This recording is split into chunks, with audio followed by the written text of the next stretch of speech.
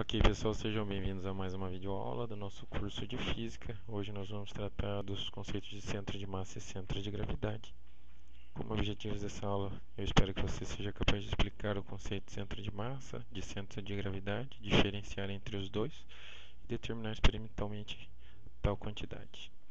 Bom, pessoal, com relação às aplicações, que o centro de massa pode ter, ele pode ser utilizado aí, por exemplo, para se analisar o desempenho de atletas de modalidades como, por exemplo, o salto ornamental, salto em distância, salto com vara, dentre outros. E uma explicação bem simples é que ele permite que a descrição do sistema seja feita com bastante simplicidade. Então, por exemplo, o centro de massa aqui desse sistema, que descreve uma trajetória complexa, esse martelo vai além de subindo, ele vai se deslocando à direita e além disso ele ainda vai girando, Perceba que é uma trajetória então bem complicada, mas vejam como o centro de massa descreve uma trajetória simples. Então, nós podemos analisar esse movimento de maneira, podemos contornar a complexidade desse movimento aí, analisando da seguinte maneira: olha, a gente determina a trajetória do centro de massa, que é simples, e a partir do centro de massa a gente recupera o sistema, é, considerando aí que ele está girando em torno do centro de massa com alguma velocidade angular, por exemplo, Então tá aí, é uma aplicação do centro de massa, como é que ele pode ser utilizado para análise e compreensão de movimentos complexos como esse. Aqueles que já participaram aí da Olimpíada de Foguetes, sabem como o centro de massa é um conceito crucial aí para estabilizar o lançamento e a órbita desses projéteis, essa imagem ilustra, por exemplo, os exemplos de controles utilizados aí pelos foguetes da NASA, O centro de massa certamente faz parte importante aí das contas necessárias para se determinar qual deve ser a inclinação do propulsor, dentre outras informações. Com relação ainda às aplicações, na indústria naval, por exemplo, o centro de massa é também fundamental para que se possa construir aí uma embarcação segura, mais segura, Nós vamos ver que se o centro de massa de uma embarcação como essa for muito alto, então pode haver aí um desequilíbrio, entre o empuxo e a gravidade do navio quando ele for atingido por uma onda. Então, de novo, aí o centro de massa cumprindo aí, desempenhando um papel fundamental na segurança das embarcações, por exemplo. Também a indústria automobilística tem essa preocupação na hora de se desenhar, se elaborar aí o design dos veículos. Deve-se ter a preocupação de manter o centro de massa mais próximo possível da pista, porque um centro de massa muito elevado, assim como no caso do navio, pode produzir aí um tombamento. Então agora a gente já pode passar para a definição do conceito de centro de massa. Eu vou começar aí com a definição que vocês podem encontrar no livro do Halliday. Segundo ele, o centro de massa de um sistema de partículas é o ponto que se move como se toda a massa do sistema fosse concentrada nele e como se todas as forças externas fossem aplicadas nele. É uma definição similar, por exemplo, que vocês encontram no livro do Tipper, no qual se afirma que o centro de massa é um ponto que se move como se toda a massa estivesse concentrada nele, como se todas as forças estivessem sendo aplicadas sobre ele. Tem uma definição um pouco diferente, que eu gosto mais, que é, por exemplo, a que se encontra no Wikipedia, segundo a qual aí o centro de massa é uma posição média de uma localização de massa no espaço. Essa eu acho que é uma definição mais intuitiva que as outras. Então, de acordo com o primeiro tipo de definição, esse é um ponto que vai concentrar toda a massa do sistema e vai receber a força resultante dele. Então, no caso ali do martelo que está deslocando naquela trajetória que a gente mostrou lá no começo, tudo se passa como se essa força gravitacional do martelo estivesse agindo nesse ponto e como se ele tivesse toda essa massa aí, tá? O que eu acho que é uma interpretação um pouco intuitiva. De acordo com a segunda definição, o centro de massa é um ponto que está equidistante de dois pares de pontos do sistema. Então, o que que isso aí significa? Vamos ilustrar então aí uma peça, tá? Qualquer, tá na forma de um paralelogramo, e aqui está representado por esse ponto vermelho o seu centro de massa. Então vejamos aí qual que é a vantagem dessa definição. Se esse for um ponto em torno do qual todos os demais pontos da peça estão aqui distantes, você sempre vai poder encontrar um ponto equidistante, por exemplo, a esse, em torno do centro de massa. Está aqui o ponto F'. Um outro exemplo é que a gente pode encontrar um ponto equidistante ao centro de massa do ponto G, por exemplo. Qualquer parte, qualquer ponto que você pensar aqui no sistema vai ter um ponto equidistante a ele em relação aí ao centro de massa. E qual que é a vantagem disso? A vantagem dessa interpretação é a seguinte, ó, se a gente colocar, por exemplo, uma força em cada um desses pontos aí, o torque produzido por essa daqui vai cancelar o torque produzido por essa, e o torque produzido por essa vai cancelar o torque produzido por essa. Então vejam que esse é um ponto em torno do qual naturalmente se pode determinar aí, pode criar aí um equilíbrio, né, em relação aí aos momentos de força ou torque. Por isso que eu gosto dessa interpretação, né? Ela já mostra aí que o centro de massa tem vocação para ser um ponto, um centro de equilíbrio do sistema. A gente tem uma noção melhor desse conceito de centro de massa como uma medida média da posição da massa no sistema. Então, eu quero que vocês considerem esse exemplo aí no qual a gente vai tentar determinar o centro de massa ilustrado nessa figura. Bom, vocês já devem ter percebido aí que existe um probleminha aí na hora de ilustrar uma figura, né, dentro da classe Beamer do LaTeX, quando essas figuras são geradas aí pelo GeoGebra. Então eu tenho que ampliar ela um pouquinho para ela aparecer melhor, mas está aí, esse é o problema. Ó. Como é que a gente vai determinar então o centro de massa desse sistema aí formado por essas duas massas A e B? A massa A é de 2 kg, posicionada na origem, né? E a massa B de 1 kg, posicionada aí a 1 cm à direita da origem. Como determinar o centro de massa dessas duas massas aí? Eu quero mostrar aí para vocês que o centro de massa, né, da forma como ele é definido, é realmente a posição média da massa do sistema.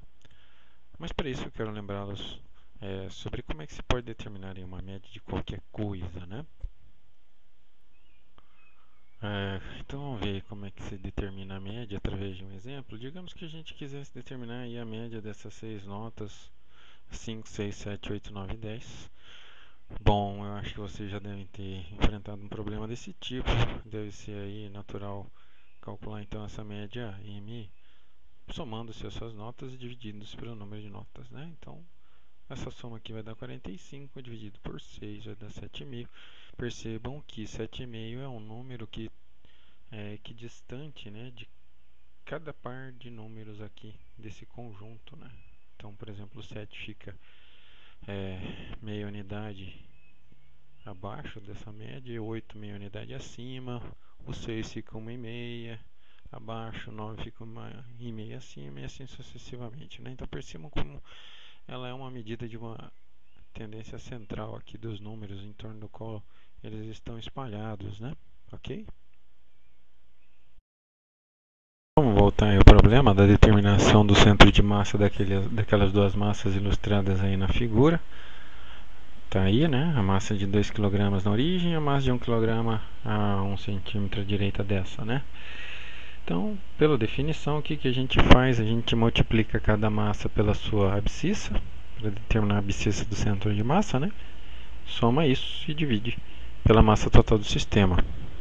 Então, se for feita essa conta, o resultado vai ser 0,33 centímetros aproximadamente.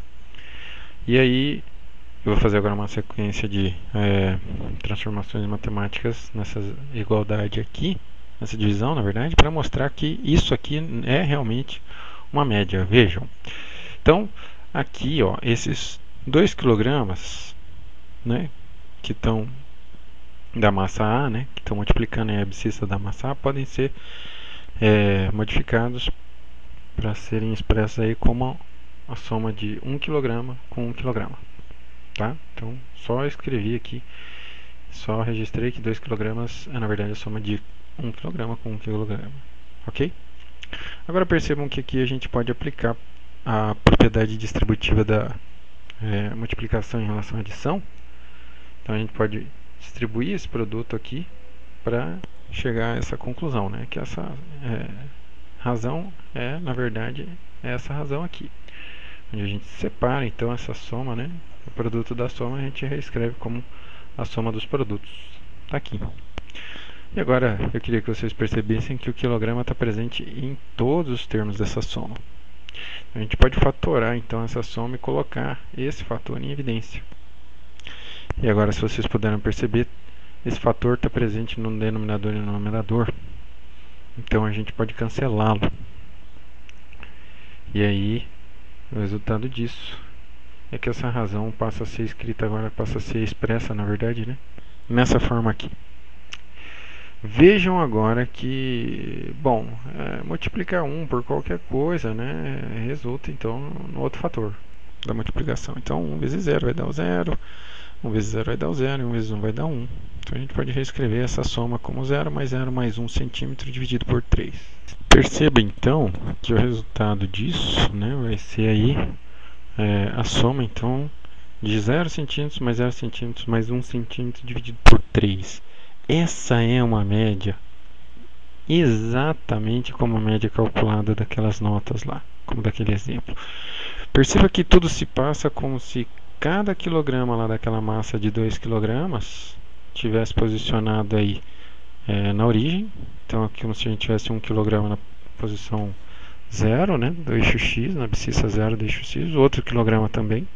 E o terceiro quilograma, que é o da massa B, tivesse aí na posição de 1 centímetro, né? Então vejam como que isso se passa como se a gente estivesse calculando aí a posição média de cada quilograma que compõe o sistema, né? A gente pega a posição do primeiro quilograma, soma com a posição do segundo quilograma, soma com a posição do terceiro quilograma e divide pelo número de posições. Isso é exatamente o mesmo raciocínio empregado para o cálculo da média no caso das notas, o que nos mostra que de fato o centro de massa é uma média, ok?